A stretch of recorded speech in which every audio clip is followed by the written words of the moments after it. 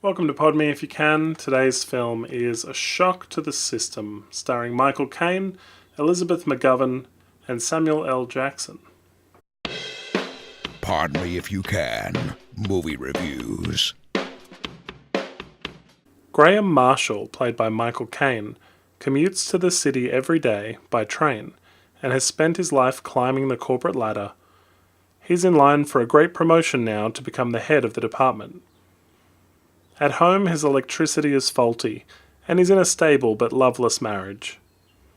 He misses out on the promotion, and while waiting for the train, he's bothered by a bum asking for change. They struggle, and the man falls under the train and dies. Now, having gotten away with murder once, he wonders if he could do it again. This is a black comedy, and I can't discuss the film without spoilers, so just a heads up, you've been warned, I've got to get into the details of this plot. So Michael Caine spoke about this film in 2002 and lovingly praised it, saying that it was the kind of thing that would be on HBO now if it was made these days, in 2002. The film was given a kind of straight-to-VHS distribution and kind of disappeared from people's radars. The guy that actually gets the promotion is younger. He's dating a younger woman, and when they go and visit him at his weekend retreat, they actually have to listen to him having sex through the walls. Well, it's certainly frustrating for Graham. He's an absolute psychopath in some scenes. He actually does wind up setting up a faulty electric shock that kills his wife, freeing him effectively when she says the line, "I forgive you for failing." There's an old versus new going on in the film. He doesn't really believe in technology and computers, and he's the old system and methodology at his workplace. They bring in these black floppy disks and they tell him, the computers are going to make things easier, and he doesn't quite believe things are going to change. They can't just fire Graham, so what they wind up doing is slowly undermining his authority and power at work, and this is meant to be what leads him to commit murder. The film feels like Wall Street in parts. They are unashamed of their wealth, and there's a line where they say, "We shouldn't be ashamed of our success. I have a boat, I have a country home." And one of them's dating a cute girl called Tara. One of the things that doesn't quite work in the film is the voiceover narration that Michael Caine provides. He says everything in the third person, so he says, "So there it was, his promotion," and things like, "And he felt good," maybe perhaps to separate himself from the actions he's committing, but maybe a third, like a separate narrator would have worked, or maybe him narrating it in the first person. It was just a bit off-putting, even if there was kind of a purpose to it. His character speaks about magic and black magic, and does these hocus-pocus fingers at different times during the film. At one point he calls himself a sorcerer, and talks about getting what he wants.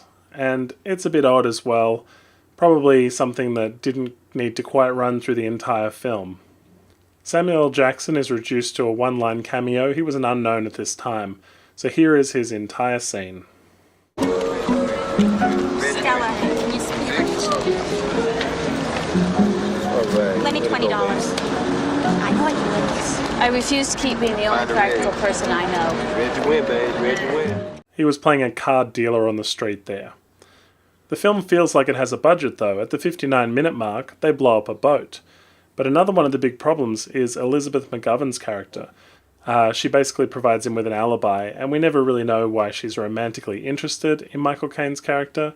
It doesn't really track, and there's a scene where his voiceover tells us that he's now this amazing, women can't resist him and stuff, which again is hard to believe. And he has to hold himself back from, going after this one secretary in one scene, which I don't know that she was ever interested either.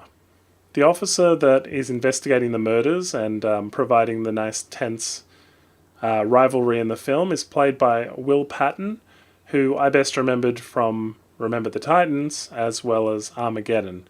So he's had a colourful career as well, lots of roles, you might recognise him.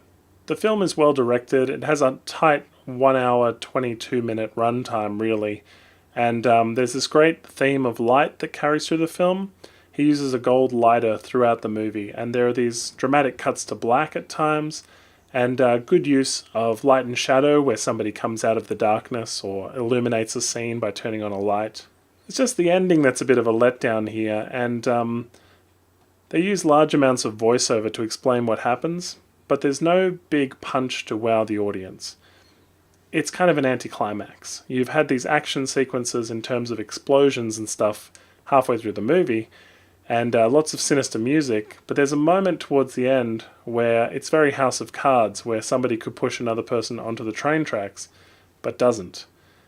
And you're kind of thinking at that time that would be kind of the ultimate sort of committing of murder.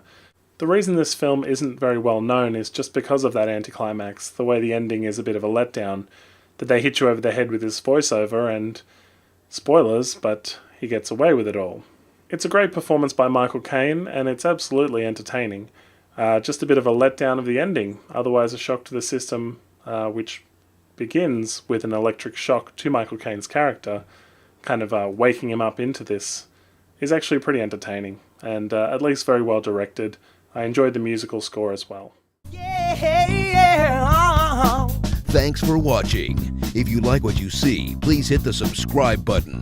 Like us on Facebook and follow us on Twitter. Check out our podcast at www.podmeifyoucan.com.